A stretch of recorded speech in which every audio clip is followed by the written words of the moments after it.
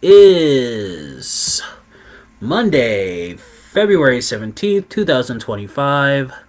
I am your host, Matthew Barris, and this is a live stream edition of Matt's World Wrestling with Comics, where is my world, and you all just live in it. Well, I did this live stream because A, I was out doing something, and then Monday Night Raw was coming on again, so and you know what? And as I was watching Monday Night Raw, I said to myself, you know what?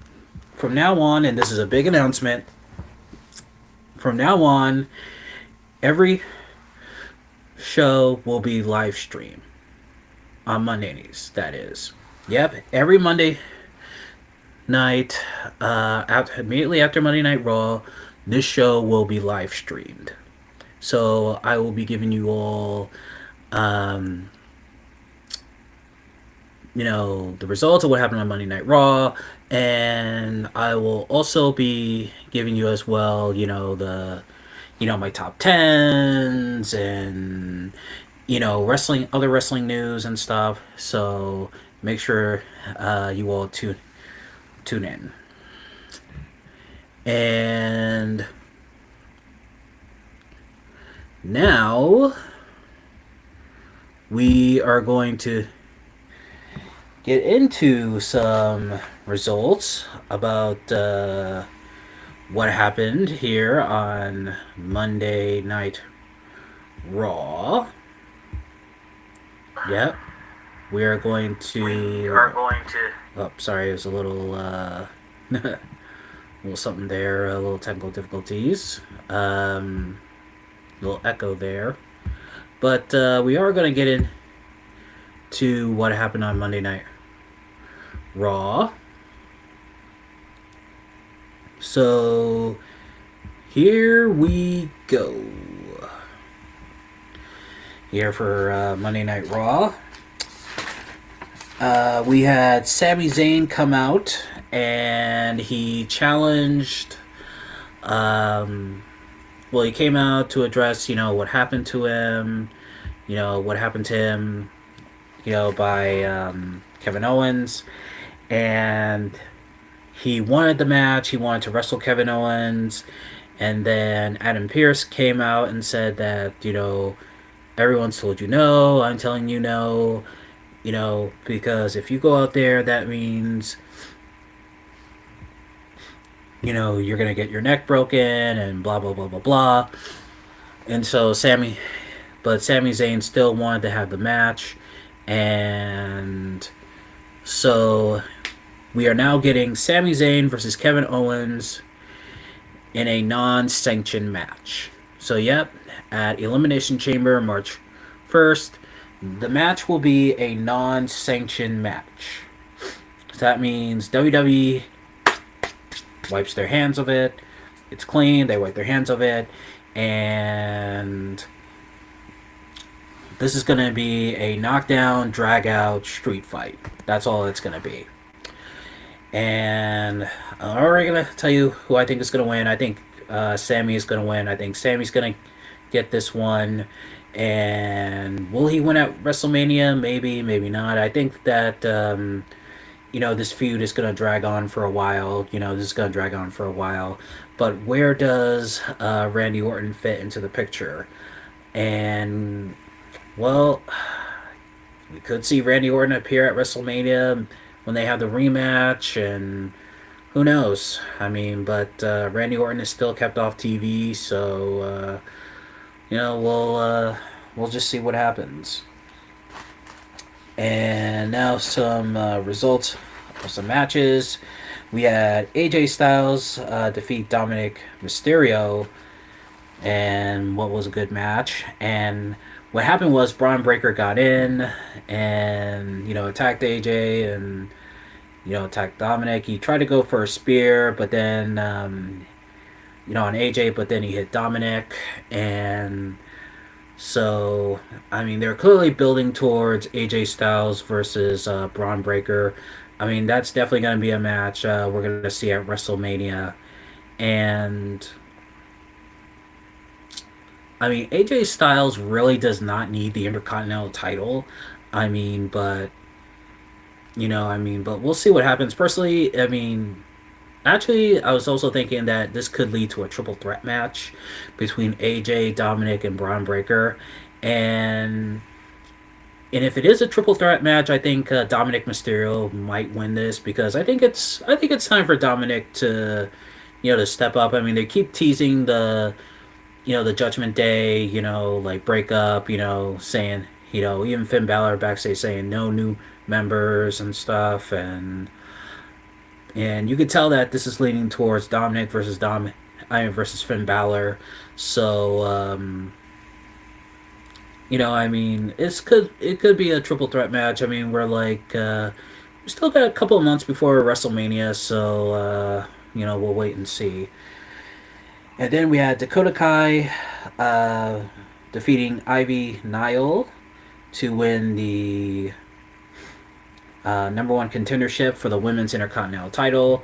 And I really thought it was going to be Ivy Nile because they've been teasing Ivy Nile versus Lyra Valkyria, but well, looks like it's gonna be Dakota Kai and Lyra. I mean, we could probably get Ivy and Lyra at WrestleMania, but maybe not.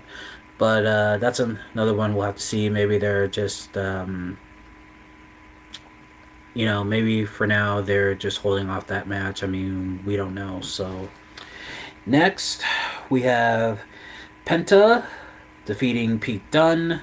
After the match, of course, Ludwig Kaiser beat up Pete Dunne. So they're really trying to build towards Pete Dunne and Ludwig Kaiser, and but we'll see what that about that. I mean, we'll see.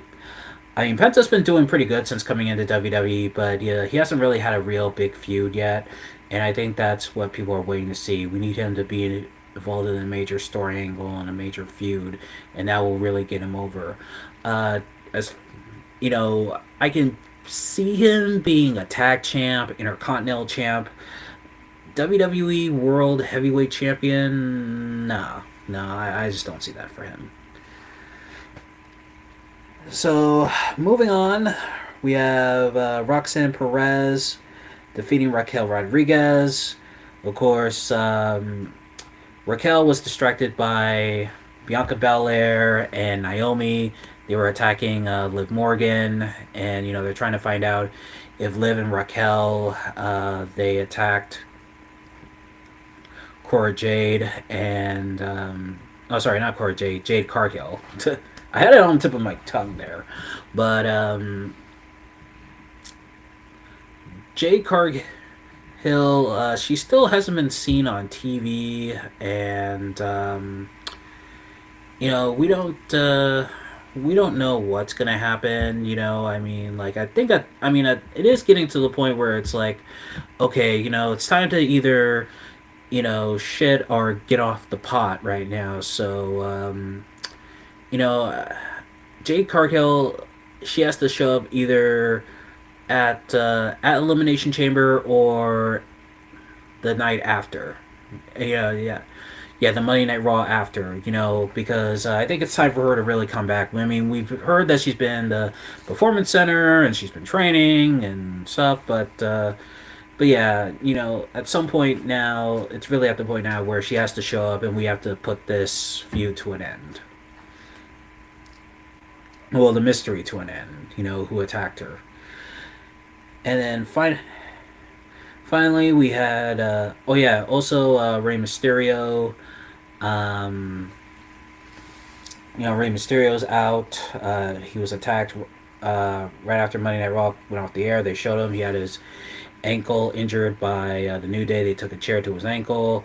New Day came out and cut a promo, and then the LWO came out, and this is definitely leading towards New Day versus LWO. I mean, it could, yeah, Rey Mysterio and someone from the LWO stepping up. So we're gonna see what happens there. But finally, the main event, we had Seth freaking Rollins beat Finn Balor. and it was just an amazing match. I mean, it was incredible. Those two put on an incredible match. I don't think these guys have had a well. I mean, these guys have had many matches against each other, and but I would have to say this is probably their best one. Yeah, I'd say this is their best one. Uh, Seth Rollins, I see Seth Rollins. Um, will he be in the? If it comes down to him and Cena, could it cut down to him and Cena? I don't know. I mean, we all know John Cena's winning this. I mean, John Cena is going to win this. I mean, and he's gonna take on Cody. Because Jay Uso last week he made his choice, and he's gonna take on Gunther, and that's the match that really needs to happen. But but Cena and Cody is going to happen, and I think Seth. I mean, there's been rumors of a triple threat match between Seth, CM Punk, and Roman Reigns, and I think it's starting to look more like that's going to happen. But we'll see. We'll see what happens. Come WrestleMania. And so now we got that out of the way. Let's get into some collected editions that are coming out this week. First, in the world of DC Comics, we have. No, wait, sorry. Marvel Comics, actually. Gotta start with Marvel Comics first. First off, in the world of Marvel Comics, we have Guardians of the Galaxy Epic Collection Quest for the Shield. So, if you're a fan of the. Sorry there. If you're a fan of the Guardians of the Galaxy movies, or if you've read the comics before the movies, then you'll probably want to get this. The collection includes Guardians of the Galaxy 167 to 168, 170 to 177, 181, Miss Marvel number 23, Marvel Team Up 86, Marvel 2 and 1, 61 to 63, and we also have issue number 69. Guardians of the Galaxy from 1991 through 6. So, yeah, definitely go get it.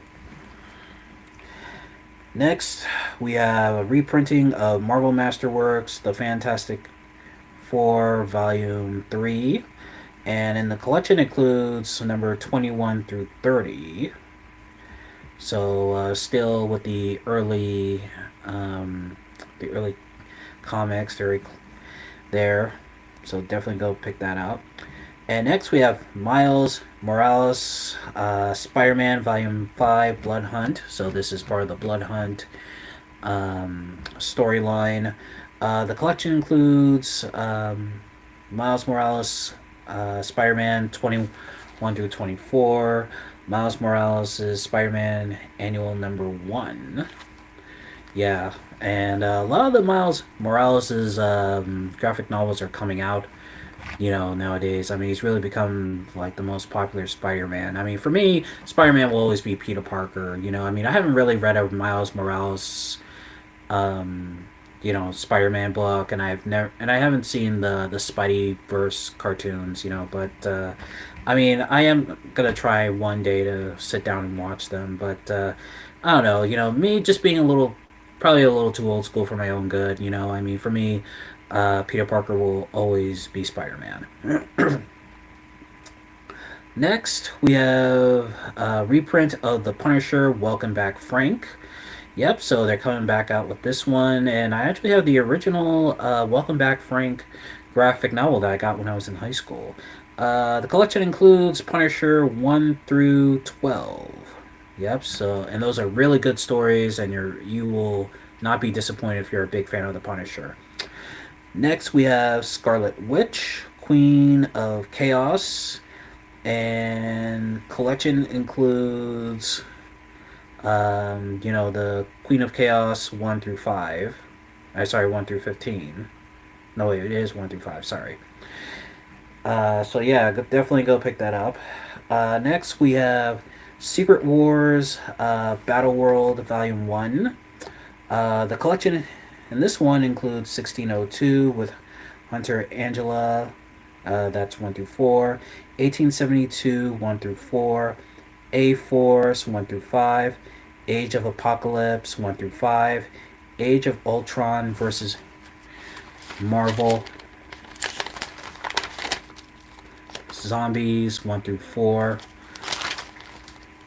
An Amazing Spider Man, Renew Your Vows, 1 through 5, Armor Wars, 1 half, 1 through 5, Captain Britain and the Mighty Defenders, 2015, 1 through 2. And wait, is that it? Oh no, there's more. Captain Marvel and the Carl Corps, 2015, 1 through 4. Civil War, 2015, 1 through 5. Deadpool's Secret Wars, 1 through 4. And E is for Extension, 1 through 4. Wow, that's a lot there. Next, we have X Force Epic Collection, Toy Soldiers, and the collection in this one includes X Force numbers 27 through 39, X Force Annual number 3, Cable number 6 through 8. So if you're a fan of Cable, you're definitely going to want to read those. And we have New Warriors 45 through 46. Wow. So if you're a fan of X Force, definitely go pick this up. I haven't really read much of X Force, but but I'm seeing more and more of these X Force and New Mutant books and stuff. So getting a little curious about this. Next, we have X-Men Heir, the Heir of Apocalypse. Collection includes Heir of Apocalypse 1 through 4. That's one X-Men story I haven't read. Actually, there's a lot I haven't read, but definitely go pick this up if you can. And now we're gonna get into some wrestling news here. Yep, and just going through my notes.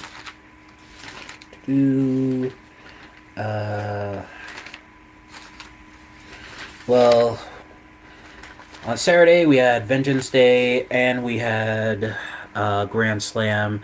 Both were pretty good, and I actually thought I'd have to miss one or the other, but turns out I could live stream Grand Slam on Max, and B, Vengeance Day went off right before Grand Slam, so that was cool. Yep, so lucky me. So for NXT Vengeance Day, we had the NXT Women's North American title. We have Stephanie Vaquer beat Fallon Headley, and I give this one 4 stars. I thought it was a good match, and the company the NXT brand, they're really moving forward with Stephanie Vaquer. They really see something in her, and I definitely see something in her. I think she's amazing, and I'm gonna talk a little bit more about that as we roll merrily along. Next, NXT Tag Team titles. We had Axiom and Nathan Frazier beat Josh Briggs and Yoshiki Inamura, and I give it 5 stars. I mean, Axiom and Nathan Frazier, they're a great tag team. I love this tag team. And I can't wait till they come up to the main roster themselves, too. I can definitely see them going out to the main roster and them and the Motor City Machine Guns just tearing it down, you know. And then we had the mysterious group, the mystery group that they were teasing for a couple weeks. They came out and beat up all the tag teams. And, some people have said like it's kind of like, like the old group. I forget what its name that Mia Yim was a part of, but of course that group sucked. But this one, I think it does have some potential. It does have some potential. So we'll wait and see what happens. Next, we had the strap match: Eddie Thorpe versus Trick Williams. This one I gave 4 stars. A good match. I really was surprised that Trick Williams lost. I was expecting Trick to win this one, but I mean, who knows what's going to happen down the line? I mean, maybe they'll run it back at Stand and Deliver. And of course, we have some time before that because March 11th, there's Roadblock, so maybe we might get that match there. So we'll see what happens with this. Next, we had Ethan Page versus Javon Evans in a 4.5 star match. I mean, this was balls to the wall crazy. I mean, Javon Evans. I mean, he really is one of the bright new stars in NXT. I mean, he is just phenomenal, and I just love watching him wrestle. And of course, he lost. I mean, the storyline is the broken jaw. I mean, the mouthpiece came out, and then boom, he got hit with a hit in the jaw, and then he got Matt Hardy's old move, the Twist of Fate, and he lost, and then we saw blood coming out of the mouth. So something tells me they're gonna keep continuing on with the storyline. I mean, this is far from over. Next, we had the NXT World Title Triple Threat match. Obafemi retaining the title against Grayson Waller and Austin Theory. It was a good triple threat match. I mean, it was a little. I mean, it was predictable. Austin Theory and Grayson Waller going at it. But of course, in the end, Obafemi won, and then Obafemi got attacked by that, by that mystery group. So definitely seeing that NXT is about to be invaded, and can't wait to watch NXT tomorrow night to see what happens. And then we also had Santino Morelli show up backstage. Of course, he's now in TNA. He was brought in by Ariana Grace, and those two had a talk, and they talked about how they're both authority figures and how they should have a conversation. So, waiting to see what happens there tomorrow night on NXT as well. And finally, in the main event, we had the NXT Women's Title Fatal 4-Way. Julia defeating Roxanne Perez, Cora Jade, and Bailey. And this was a 5 star match. I mean, it looked a little sloppy at times, but it was mostly good, and I loved it. I mean, I knew that they weren't going to take the belt off of Julia. I mean, they just put the title on her, so she's going to keep the belt for a long time. They're going to keep the belt on her for a long time. Now, as it was going off the air, we saw Julia and Stephanie. They were in the ring, and they stared down each other, and they gave each other a fist pound. Looks like this was leading towards, a title for a title match. But then Jordan Grace came out. Grace of, now is officially part of NXT, and I mean, this could go either 2 ways, actually 3 ways. No pun intended. We could either see a triple threat match between all these 3 women, or Jordan Grace could be the next one in line to take on Julia, or we could see Julia and Stephanie Vacure. Personally, I would want to see Stephanie and Julia go at it because they were teasing it for a while. I mean, they were tag team partners, but then then we was oh, it looks like they might go at each other. I mean, personally, that's what I want to see. I want to see a title for title match. You got, 2 of NXT's new recruits, the women's division. They're both standing out on top now. Now we want to see, who is absolutely the best. I mean, this has the potential to being Trish and Lita, or Austin and Rock. I mean, in NXT, I mean, they could definitely tear the house down, and with enough time, they could, on the main roster. So I mean, we'll see what happens. I mean, we're 2 months away from WrestleMania and Stand and Deliver. So we'll see what happens down the line as this further develops. And also, in some. Oh, yeah, I almost forgot. Almost forgot. Grand Slam. Grand Slam. Uh, Takeshita and Kyle Fletcher, they lost to Will Ospreay and Kenny Omega. And a little while later, after the match, Kenny Omega challenged Takeshita for the AEW International Championship at Revolution. That looks like that's going to be a great match.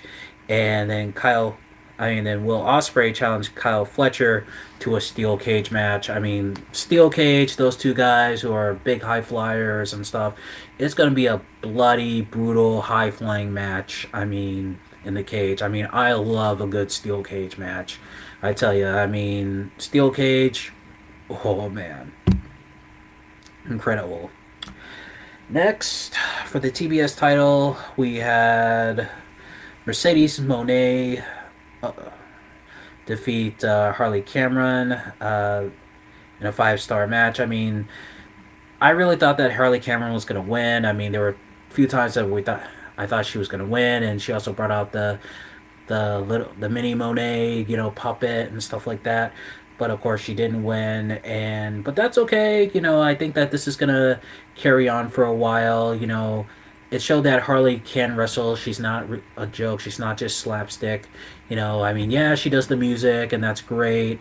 And she can do ventriloquy, but she's taken really seriously as a wrestler. Will she beat Mercedes for the title? Probably, but just not yet. I mean, they're gonna make us wait for a while. Though Mercedes, she is going on almost a year as champion. I mean, plus she has all those other belts too. So I think it is kind of time for her to drop at least one of those belts. And if there was one belt she'd have to lose, I'd say the TBS belt. I mean, if she loses the TBS title, it doesn't mean that her value goes down. In fact, I mean, she could still be a contender for the AEW Women's Championship, and I'll talk about that as we go along as well.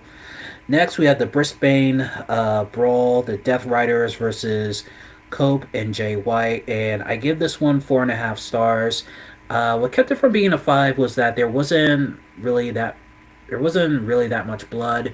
I mean, when Moxley got the barbed wire steel chair to the back, we saw the cuts and stuff like that. But I was expecting this to be a real bloody match, because we all know Moxley. Moxley likes to bleed, but we didn't get any blood other than the barbed wire chair on the back, and Moxley won with a old school, headlock, yeah, bulldog headlock, and choking out Cope, and I mean, it was a good brawl and all. I mean, it was great, and even Cope, even at one point, leapt off one of the balcony things, in the stands and right on to what's his name? The guy who used to be Cesaro. Um, yeah, I forget his name, but anyways, he leapt off it, and I was like, whoa. And it's like, this guy begging to break his leg again, but I mean, that was very dangerous right there. But luckily, he survived. But I gave it 4.5 stars. It was it was a good match, and of course, this is gonna lead to Cope and Moxley for the world title. I mean, they're scheduled for the world title at Revolution, and that's gonna be an awesome match there. Next, for the AEW Continental title, we had Okada versus Buddy Matthews. Okada beating Buddy Matthews 4 stars. Great match right there, and Okada. He has great matches as well, and so does Buddy Matthews. But yeah, Okada retained. Nothing really all that special about that. And finally, in the main event, the match that everyone was looking forward to, and even I was looking forward to, the AEW Women's title match. Tony Storm defeated Mariah May, and I gave that one 5 stars. I mean, it was just a brutal match, and it was great as well because the two were just hitting each other's moves and their finishing maneuvers, and then Tony got the roll up, and it was awesome. And now she's the first women in AEW history to win the AEW Women's title 4 times. And of course, they're going to continue on this feud. And, Tony got the victory here. And I think at All in Texas, she's definitely going to win it as well. And, well, if they go on, I mean, it's still like months away. But also at Revolution, if they have this fight at Revolution, I think Tony Storm wants this one as well. Um, but I want to see Tony Storm and Mercedes Moné for the title. You know, um, like I said, if Mercedes were to lose the TBS title before their match, it wouldn't like hurt the match. It wouldn't hurt Mercedes, because she still has the other belts. I mean, I don't know how long her title reign with the other belts are going to be, but I mean, she's kind of like established herself. She's over as a heel, and although some people still cheer for her, they do the CEO, CEO. But her and Tony Storm, I would love to see a match between those two. I would love to see a real feud between those two girls, and not only that, I mean, I want to see I want to see those two like go at it no holds barred. No holds barred. I mean, that's the way to go. I want to see that. So, anyways, great, great match and a great show. I mean, it was a great night of, just a great night of wrestling. Period. And then on Sunday, on Wow Women of Wrestling. Let's see, we had well, the main event, we had. I'm only going to cover the one match, and that's the dog collar match. The dog collar match between Big Rig Betty and Jesse against Animal Instinct in the dog collar match. And, this was a no holds barred, no disqualification match, but, dog collar match, But I mean, I went into this thinking, like maybe we'll get some blood here, because it's a dog collar and a chain, it's no hold barred. But unfortunately, we did not get any blood. It was a good match, but not a great match. I just have to remember that, WoW is a niche wrestling product. It's a niche promotion, women and stuff, because the women, they're portrayed as superheroes and stuff like that. I mean, so it's not like you're gonna see like a, like, all street fights and all that stuff. It's more of a gimmick. More of a gimmicky promotion. It is what it is. But I still found it entertaining. It was good, but not great. I mean, because I've seen other dog color on chain matches. I mean, the list goes on, and they were bloody and brutal, and and those are the kind of matches I like. That kind of that old school NWA wrestling feel, and I felt a little bit of that, but it wasn't. But I feel like without the blood, it's just nothing. But it's still a good match. Not great, but good. It is what it is. And before I move on, um, next, I want to give my thoughts on some of the AEW people who were let go this week. Of course, Joey. Oh, sorry, not Zoe Starks. I know it's Starks. Ricky Starks. Yeah, Ricky Starks. Yeah, I had it right there. But Ricky Starks, of course, showed up last week on NXT, and actually, this week on NXT, he's going to sign his NXT contract in the ring. And, good for Ricky Starks. I mean, I really because I saw him in like I think it was like the Defy promotion where he had where he had a singles championship and but finally he was let go, and you know what, good for him. I mean, I followed Ricky Starks since he was in NWA, with Billy Corgan, and he still has a lot of potential, and I think he still has a lot of potential, and I think in NXT he's gonna tear it up. I think he's gonna be the North American champion, and he's gonna be a world champion. I mean, that's what I think is gonna happen down there. I mean, I can see him winning the world title, down there. As far as the main roster, could he possibly be world champion on the main roster? Maybe. I mean, I think maybe it's his size, but what he lacks in size, he makes up for in his in-ring ability and his promos. I mean, his promos are tremendous. So, I mean, we'll see what happens with him. Also, Miro, him and Tony Khan, they mutually agreed to part ways. So Miro is out of AEW. Uh, could he be going back to the WWE? Maybe, maybe not. There's even rumors that CJ Perry, aka Lana, she's gonna come back as well. Of course, the two of them are divorced, but I think, well, from what I hear, that they're good friends, and so it could be Rusev Day again. Rusev Day, and we'll see what happens. And finally, Malachi Black, aka Aleister Black. He has also left AEW. I mean, he's definitely WWE bound. I mean, there's no way, I mean, because he's also a Triple H guy. Triple H was really high on him, so I see him coming back on SmackDown. Maybe him and Zelina, like they can play out their real life marriage and stuff out on camera. So, and I would actually like to see that. I'd like to see Zelina and Alistair, play out their real life marriage, on screen. Because, I mean, at this point, I mean, Zelina, yeah, is on SmackDown, but we haven't really seen her involved in anything big.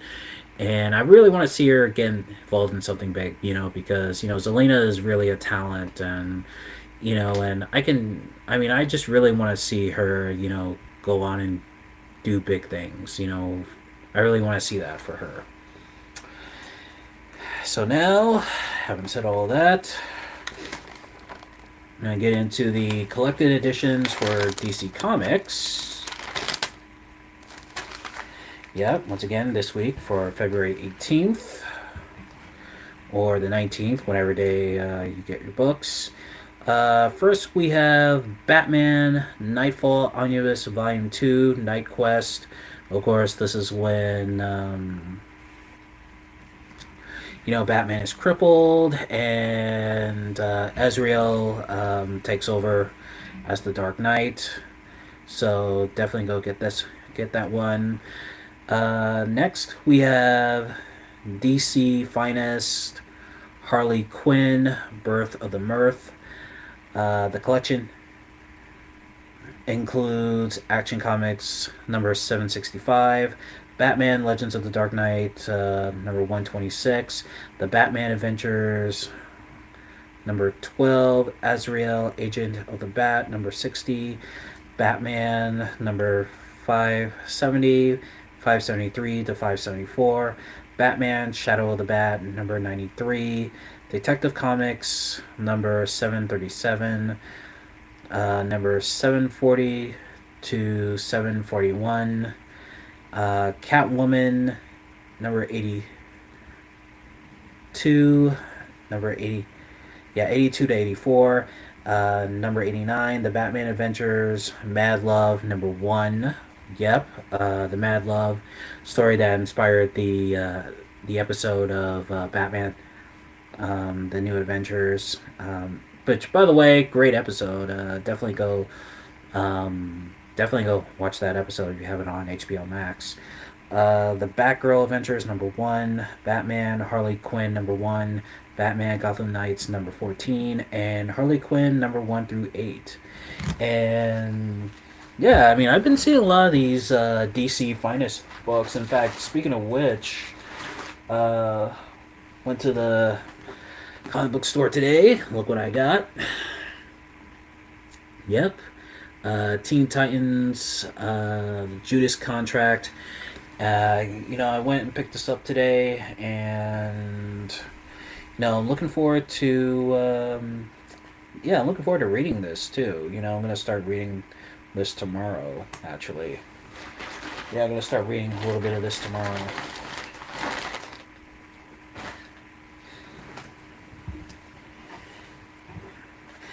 And next we have Justice Society of America, Long Live the JSA. Collection includes number JSA 6 through 12. So if you're a fan of both the Justice League or the Justice Society of America, definitely go pick this up. We have Prez, the deluxe edition. The collection includes Prez 1 through 6. DC Sneak, Prez number 1. Catwoman Election Night number 1. And Prez setting a dangerous president. I don't know much about this, but I do know that Catwoman's in there, so there's a Catwoman story, so I guess go pick it up. Next, continuing on in the Batman family, we have Red Hood, The Hill. The collection includes numbers 0 through 6. Yep, the Red Hood. Yeah, J. Wait, what's this? Why am I blanking out on these names? Oh, I guess I must be getting Alzheimer's at this point in my age. Yeah, Jason Todd. Yeah, Jason Todd. So definitely go pick this up if you're a fan of the Red Hood or if you're just a fan of Batman. Period.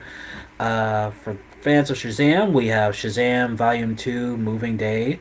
The collection includes Shazam 7 through 12. And yeah, go pick it up if you're a fan of Shazam.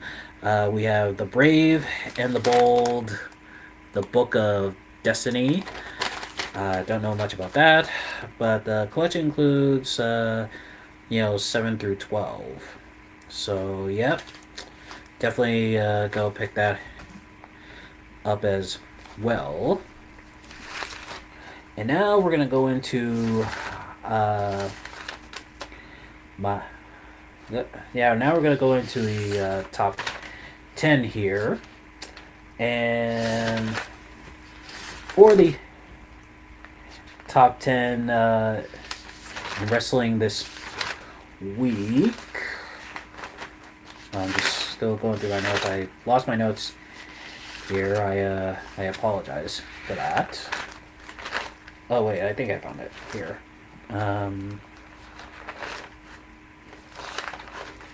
Wait. Let's see.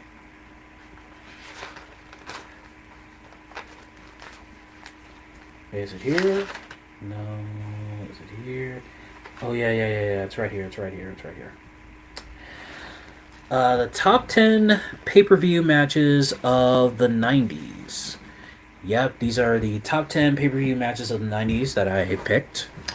Coming in at number 10, Barely Legal 97, Taz versus Sabu. Of course, that was the blow up to the year-long storyline of Taz and Sabu finally squaring off against each other, and they just had one hell of a match there at Barely Legal. I mean, they really did steal the show in that match, and and of course at the end, Sabu, after getting a handshake from Taz, turns his back on Taz, him and RVD, they form a team, and RVD says, at the end, I love to work Monday nights, and people think, oh, he's going to go over to Monday Nitro, and actually turns out he's on WWE Raw. That's when he had his first match on Monday Night Raw, and he wrestled Jeff Hardy, back when Jeff Hardy was a jobber. And It's a tremendous match, a great contrast of styles. Taz being this, having that ultimate fight, shoot fight style, and Sabu being the crazy high flyer and brawler. I mean, it was just a tremendous match, and definitely go watch that match whenever you can. Coming in at number 9, we have Super Brawl. Yeah, from Super Brawl 1, we have the Steiners versus Sting and Lex Luger. And this was the dream tag match that really lived up to the hype. And of course, this would lead to Sting and Nikita Koloff's feud, because at the time Nikita Koloff, he came back to WCW, and he attacked Lex Luger when he was presenting Lex Luger the new design of the United States title, and so like Nikita, he was going after Lex Luger, and then he was going for the clothesline, and then Sting pushed Lex Luger out of the way, and boom, he nailed him with it. Because Sting never, yeah, saves his buddy Lex Luger, because of course Sting never learns, and because Sting would later get betrayed later on in the year by Lex Luger. So yeah, and then Sting and Nikita Koloff, they have a fight, you know, backstage. But yeah, it's a great match. I mean, a great tag match. I mean, it's really one of the best, and it proves why Sting is considered to this day Mr. Super Brawl. Number 8, from SummerSlam 91. Yep, that's same year, 1991. Mr. Perfect versus Bret Hart for the Intercontinental Championship. I first saw this match on VHS. I saw it on a VHS tape that my Auntie Ree, shout out to my Auntie Ree, gave me of SummerSlam 91. And that's when Bret won his first Intercontinental Championship, and it was just a terrific match. I mean, just great technical wrestling, especially for Kurt Hennig, Mr. Perfect, because, like, he was going into the match with a bad back. I mean, like, he really had his back injured, and, he needed an operation, he needed surgery, and, Perfect, um, he would be out for a year. He would be out for a year, and he would be like an executive consultant for Ric Flair, because also at this time, Ric Flair was coming into the company as well. He was coming into the WWF, so that would lead to Perfect, working with Ric Flair and Bobby Heenan for about a year. But the match was just tremendous. I mean, it happened in Madison Square Garden. Of course, it was the same SummerSlam where, the Road Warriors, they defeated the Nasty Boys.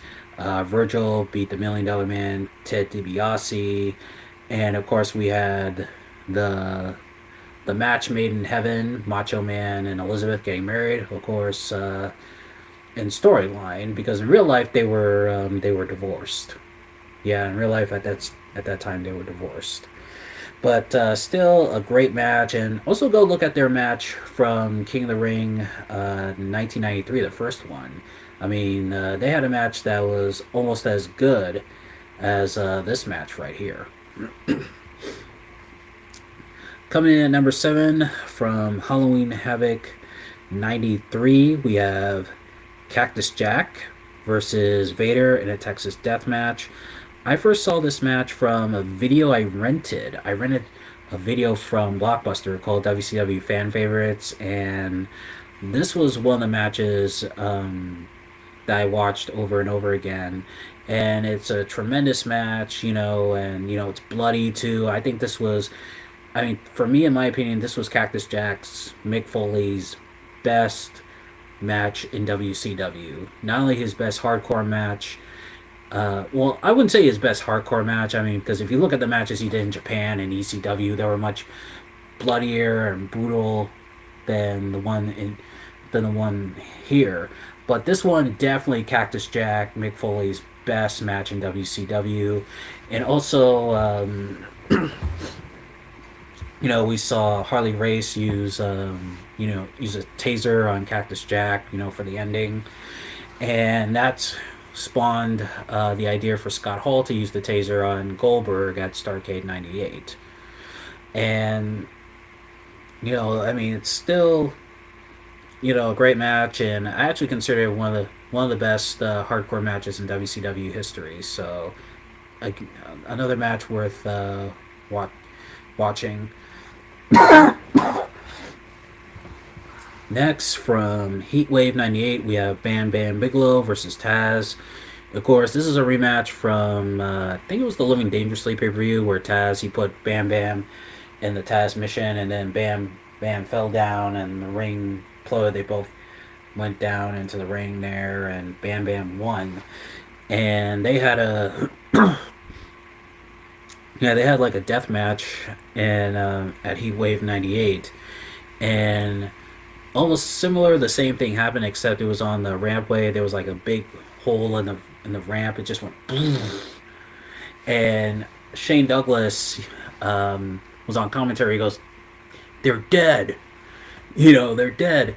And then Bam Bam gets up, and he's alive. And then Taz comes out, and he just and he chokes him. He's choking him out, and she's like, "Bam Bam's right behind you," and as Taz has got him in the submission, Bam Bam, he's just like tapping out, and Shane Douglas, he just lost his mind because he thought, like, Bam Bam was reaching for the ropes. He goes like, he was reaching for the ropes. He was reaching for the ropes. I mean, because also at that time, Taz was chasing after Shane Douglas, trying to, because Shane Douglas was world heavyweight champion at this time. So, but it's still a great match. Definitely go and watch it. If you're an ECW fan. Coming in at number 5, WrestleMania 10, Shawn Michaels versus Razor Ramon Intercontinental Title ladder match. This was the first televised ladder match in WWE history. I mean, they have done ladder matches in Stampede. Yeah, Calgary Stampede Wrestling. That's where it started. And actually, Shawn and Bret had a ladder match for the Intercontinental title back in '92. It was you could actually catch it on the uh, Smack'em Whack'em VHS tape, which I will do a review of in the near future. And what happened was Shawn was, he was Intercontinental Champion, and what happened was he tested positive, he for drugs. He failed a drug test. He claims that he didn't do it. I think it was because of the pills and stuff. And so he was stripped of the title.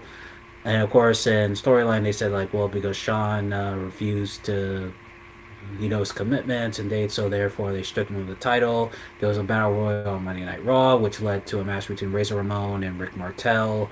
Razor won, and Shawn came back, months later, and he had the Intercontinental title. His version of the Intercontinental title, and claimed that he was the real champion. So him and Razor, they had a ladder match to decide it, and I saw this match on VHS. I rented it from Blockbuster. This was another match. I saw from a video I rented from Blockbuster. I mean, when I started watching wrestling, I rented a lot of videos from Blockbuster. In fact, actually, this was the first one that I actually rented.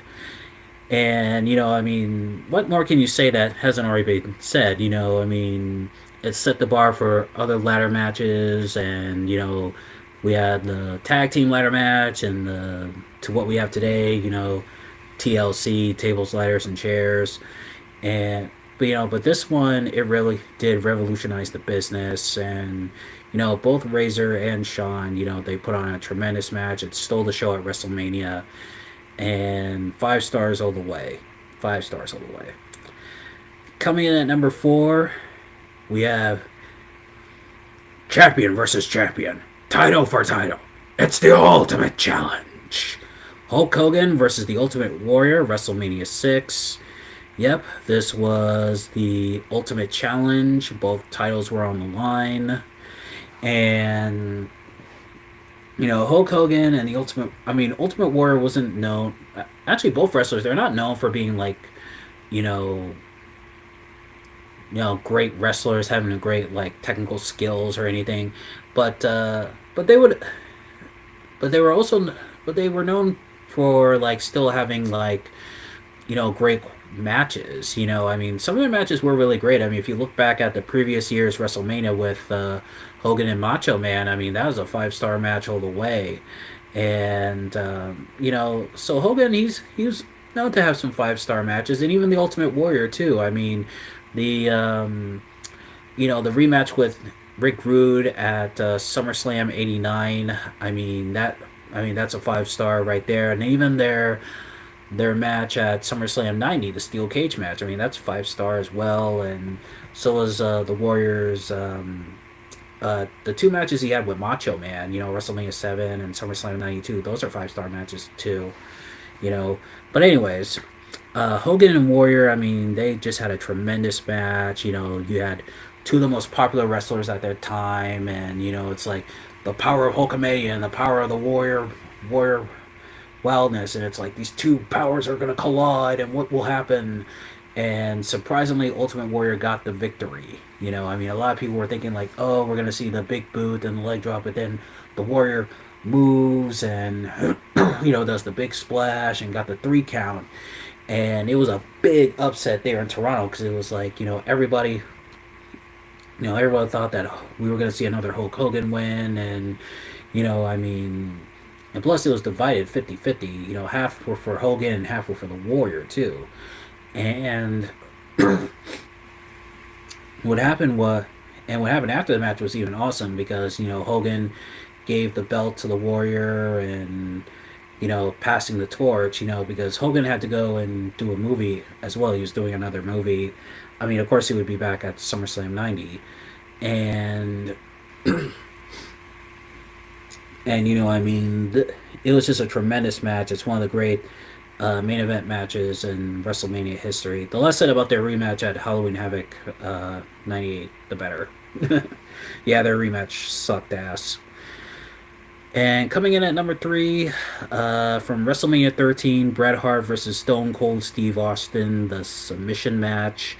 I used to have WrestleMania 13 on VHS tape. I actually bought it. It was part of the WrestleMania collection. And this was the match where Bret Hart turned completely heel, because he had come back and then he started, whining, about injustice and stuff like that. And the fans were really getting behind Stone Cold. The Austin 316 signs were everywhere, especially after the King of the Ring. And, they had a match at Survivor Series '96, and that match was incredible. It gets overlooked.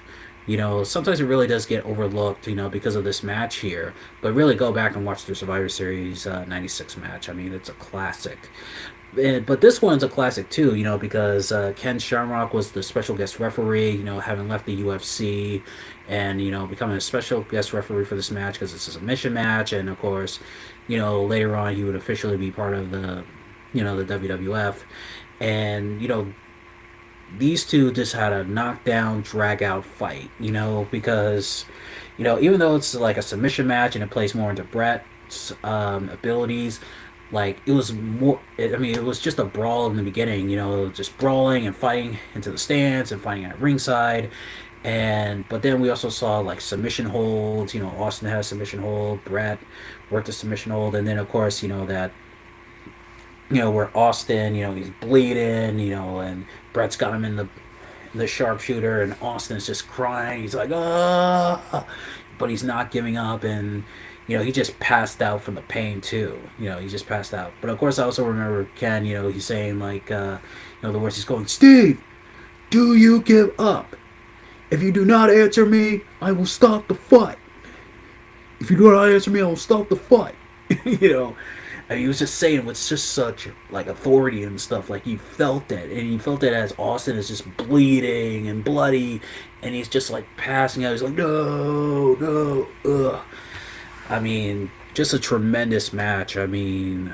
I mean, just a great match, and one of the best WrestleMania matches. I mean, that match definitely stole the show at WrestleMania 13. There's always these big matches that steal the show at WrestleMania, and this is one of them. Um, yeah, it definitely is. Coming in at number two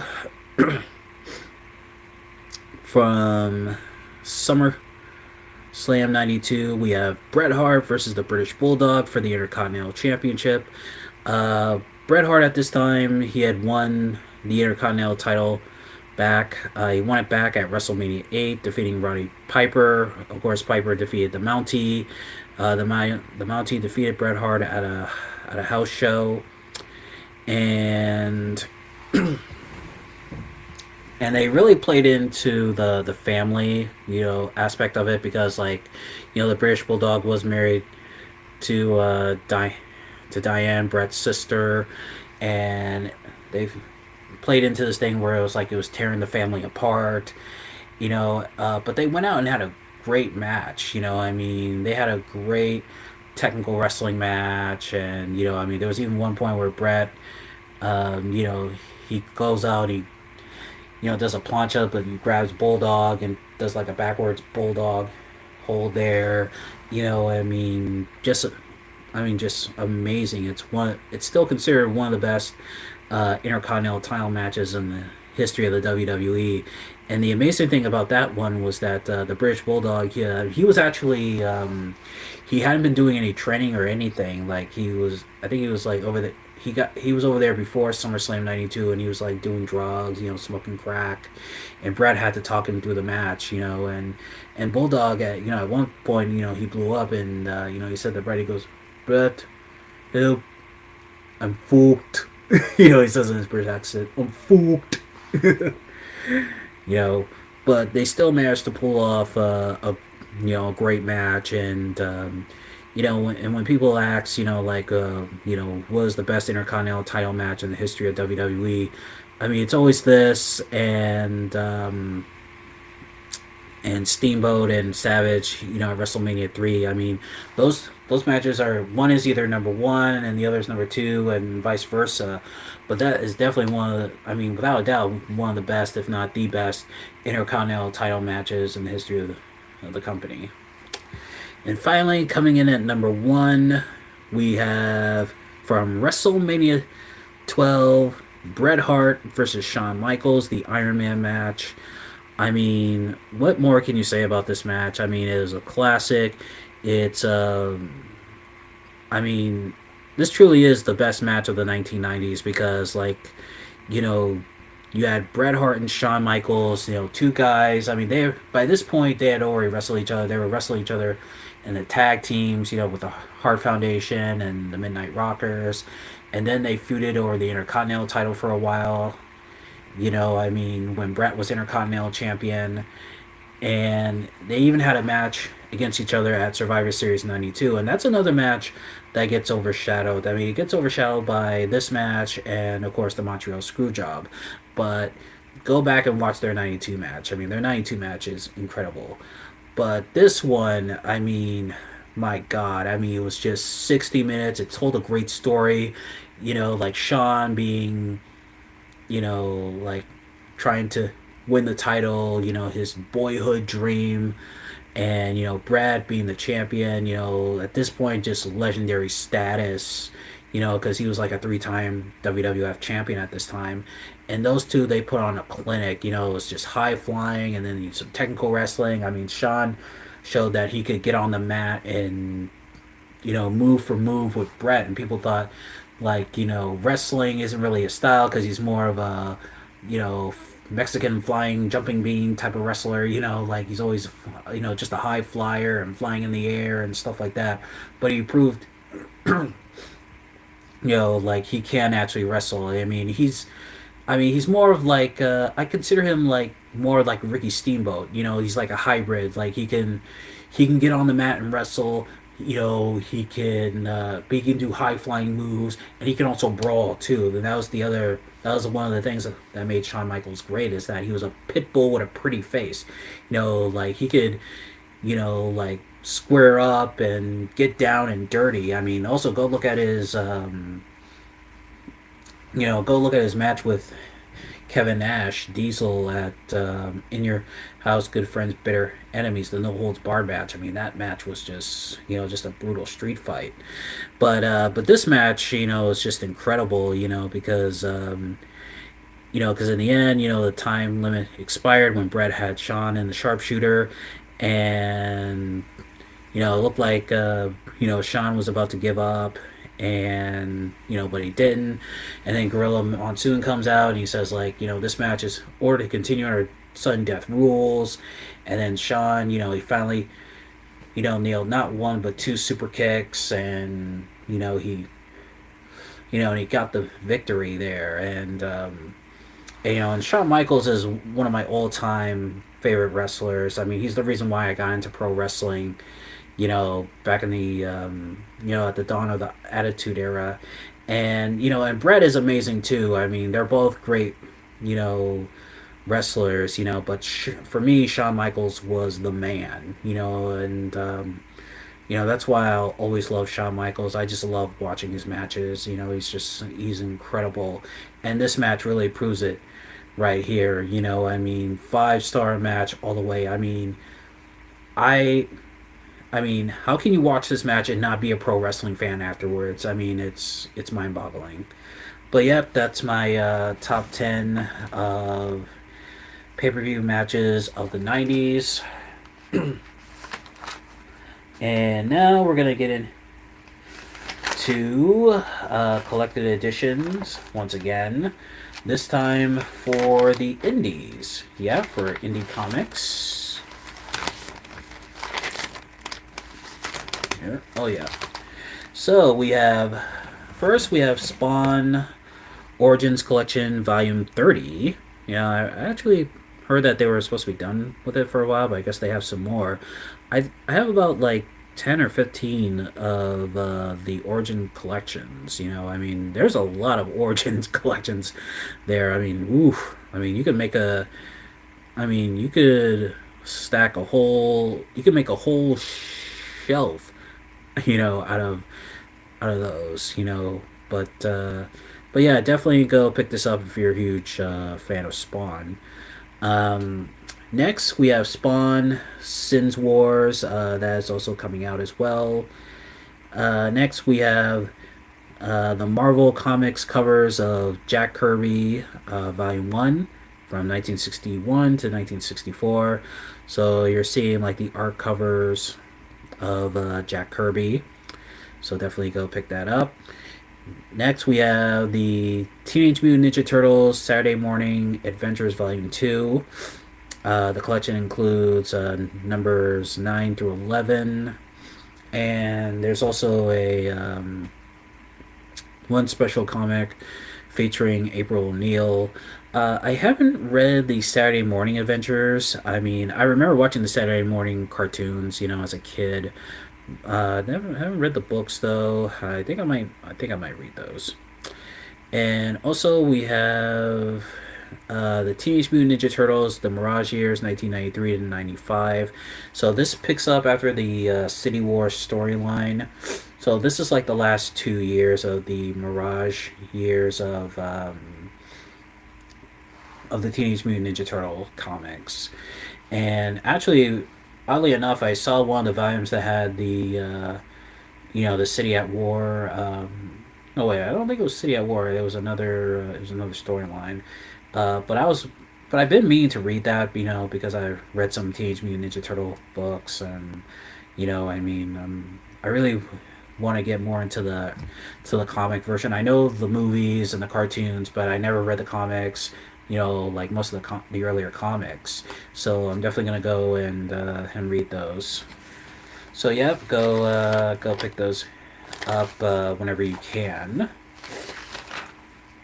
And then finally, now we're going in to, let's see, my other top 10 here. This is my top 10 Batman movies. Yep. And here with The Dark Knight. The top 10 Batman movies. These are my all time top 10 films. Coming in at number 10, we have Batman the movie from 1966. I rented, the first time I saw this, I rented it from Blockbuster Videos. Yeah, actually, I think I rented it twice from there. Yeah, and then I had the DVD when it came out on DVD as well. And of course, this movie came out. Well, it was being filmed around the same time when season one of Batman came out. And by the time the movie was released, the first season was already on the air. The TV series was on the air back in 1966, and if you're a fan of the Adam West um, TV series, and if you've watched, yeah, I mean, yeah, if you've watched the movie, then you'll love this. I mean, of course, some people still consider it as corny and stuff like that. But at the time, it helped push Batman into pop culture and actually saved the Batman comics for a while. Because the comics were doing bad up until the TV show came out. And then, of course, the comic sales went down again, because the TV show got canceled. And it really wasn't until Denny O'Neil and Neil Adams, took over, and then the books started selling again. But this is definitely, a good starting point for Batman movies. I mean, it's the first real Batman movie, and definitely go, watch it. Coming in at number 9, we have Batman Ninja. And I love this because anything involving Batman and ninjas is just incredible because, his training in ninjutsu is part of his story arc. And this one, like Batman, he gets transported to feudal Japan, him, Catwoman, and Red Hood, and, the Robins, they all get transferred to feudal Japan, and they take on some of the members of the Rogues Gallery, and it's like big old showdown in Japan. I mean, it gets. There's one point when like the little vehicle, the houses, they turn into like little mechanical machines. Kind of like Voltron or Transformers. You know, and my brother who watched the movie with me, he's watched. I mean, since then he's watched it a whole lot of times. I mean, he didn't like the whole Voltron part of it, but I mean, it's part of Japanese culture, Japanese anime, so it is what it is, you know. But it's really good. One of the best Batman, um, DC animated films. You should definitely go watch. Coming in at number 8, uh, The Dark Knight Rises. A lot of people have given this. I know some people have given this movie crap. They thought that really wasn't the best way to end the Nolan films. But although some people have also over time have grown to love this, and my only beef was with this was how they made Bane. Like they made Bane like like the son of Ra's al Ghul, and the British accent. Because like Bane is South American. He's from South America, and they give him the accent though. On Gotham Cricketer, but other than that, I really didn't have any problems with this movie. I thought Anne Hathaway, she was a good Catwoman, not great but good. Um, so yeah, I did like it. I mean, I do like Batman Begins you know, and The Dark Knight much better. But this one is still pretty good too. I think it still holds up to this day. Coming in at number 7, we have Batman and Mr. Freeze Sub Zero. This is the semi sequel to Batman Mask of the Phantasm. Mr. Freeze, his wife is dying, and they find out that Barbara Gordon, aka Batgirl, she is her blood type. So Mr. Freeze kidnaps her, and it's up to Batman and Robin to save her. And this was a great animated film, and I yeah, the first time I watched it, I think I did rent it. I rented it from Max Videos, and then eventually I got my own copy, and you know, and actually, here's a fact that not too many people know about this, but there was actually going to be another Batman animated movie. It was Batman Arkham. Yep, just like the video game. But the story is that it involved this time it was going to involve Bane and Joker. Yeah, it was going to be Bane and Joker. And what happened is, Batman falls in love with a doctor over there in Arkham, and he's considering retiring as Batman. So, I mean, I would have loved to see how that story would have ended up, though. I mean, I think that would have been another great, uh, sequel to that. But those are the breaks. Coming in at number six, we have Batman Year One. Yep, Batman Year One, the animated film. Yeah, the animated movie that was based off of the famous Frank Miller comic. And actually, there was going to be a live action version of Batman Year One, but that got denied, which is really a shame because I would have loved to see, I would have loved to see, a Batman Year One live action film. I mean, of course, Batman Begins, it really does. Well, it takes a little bit of that and a little bit of like, the Long Halloween and some of the Halloween specials that comics that Jeff Loeb did before the Long Halloween, but but yeah, Year One, that's definitely a live action movie. I wish we could have gotten, but we got the animated version, and the animated version is good too. It's really good. Um, the guy Benjamin McKenzie, who plays Bruce Wayne, it's kind of funny because he plays Bruce Wayne in Batman, and then later on he would play Jim Gordon on the TV series Gotham, which is kind of a weird coincidence. It's a good animated movie, and if you love the graphic novel by Frank Miller, you'll definitely love this. Coming in at number five, we have The Dark Knight. I actually saw this movie in the theaters with my brother and his family at the time, and we went to the theaters and actually watched it. And I remember this.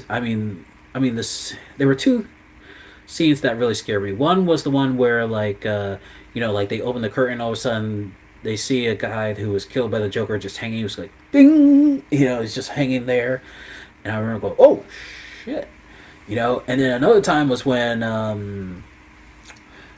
Heath Ledger as the Joker, he cut a hole in Michael Jai White's character's mouth. Oh, why so serious? What? I was like, oh shit. And I remember looking. I was like, shit. And because my niece was little at the time, and I remember saying like, should my niece be watching this? But it was a good movie. It was still a good movie, and Heath Ledger did a phenomenal performance as the Joker, and too bad that he died. But at least he got the Oscar, and I actually remember the night that I saw. I was watching the Oscars the night that he won it. And I was like, man, if he doesn't get this. I will never watch the Oscars again because it was like, comic book superhero movie finally won the Oscar, and I was just like, and I remember screaming at the top of my lungs, I was like, yes, yes, he won it. I mean, the Oscars, they get it right, they get it wrong, but that year they got it right, and hopefully this year they'll get it right with Ariana Grande. Please, Lord, please let her win. Coming in at number four, we have Batman Returns.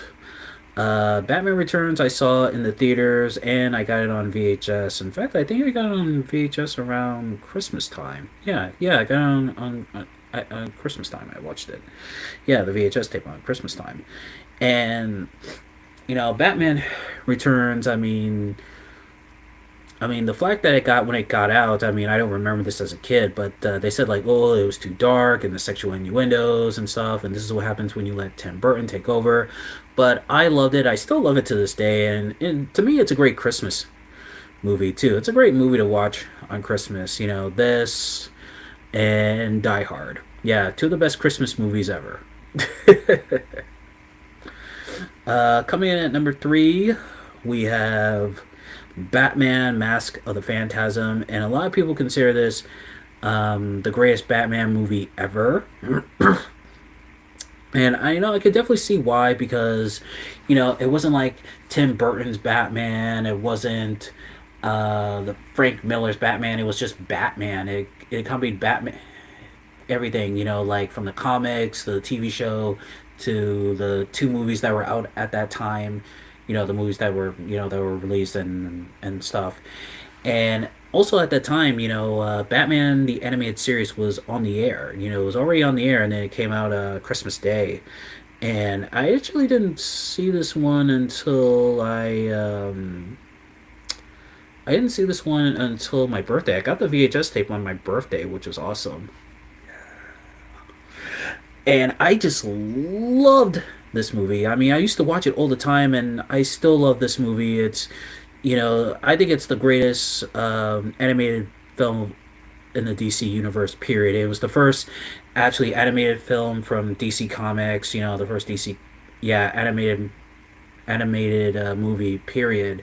It just opened the door for a lot of DC animated movies to later come in the late '90s and 2000s and to this day. And I mean, it's just a great story too. It borrows heavily from Batman Year Two, which you should definitely go read, and it's just incredible. Finally, coming in at number two, we have Batman Begins.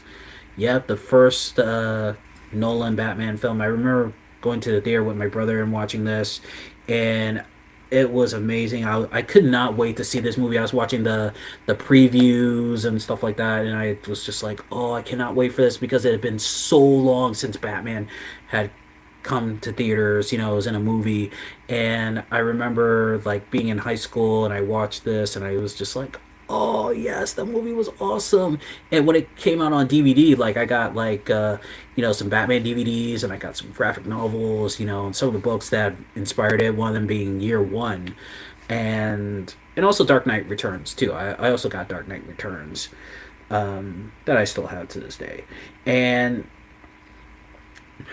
I mean, like, this put Batman, back on the map as far as movies goes, because a lot of people were, because after Batman and Robin, people were like, oh, the Batman movies, they suck. Oh, Batman's never gonna be back in films ever again. And there was also, I mean, there was also a lot of talks. There was a lot of talks of, of a Batman, of bringing Batman back to the big screen, and we all know the history of that, and all the scripts, they fell through and stuff. But this one, I mean, it was just amazing. I mean, Christopher Nolan, he really got Batman. Christopher Nolan and David Goyer too. David S. Goyer, who wrote all three of the Blade films, and actually he directed the third one too. He was both the writer and the director on the third one. I mean, he just really got it. I mean, well, they both got it, and it was just amazing. I loved it, and you know, I mean, what more can I say about this? And finally, at number one, the movie that really got me into Batman and the comics period was Batman '89. Yep, the one with Michael Keaton as Batman and Jack Nicholson as the Joker. Tremendous film. I mean, still tremendous to this day. And I remember I had the original VHS tape, as a kid, and I remember watching it over and over and over and over again. I mean, that, yeah, like I said, it introduced me to comic book movie, comic books period, and Batman, and it actually introduced me to action films too. Like my my first two big action films were Batman and RoboCop. Yeah, Batman and RoboCop, and then I saw the Superman films, and then I saw martial arts movies, Teenage Mutant Ninja Turtles. But those were the movies I would watch, like all the time, especially Batman. I mean, I just love this movie since I was a little kid, and I never get tired of watching this movie. By the way, I never get tired of it. I mean, I know the script and the lines, word for word, and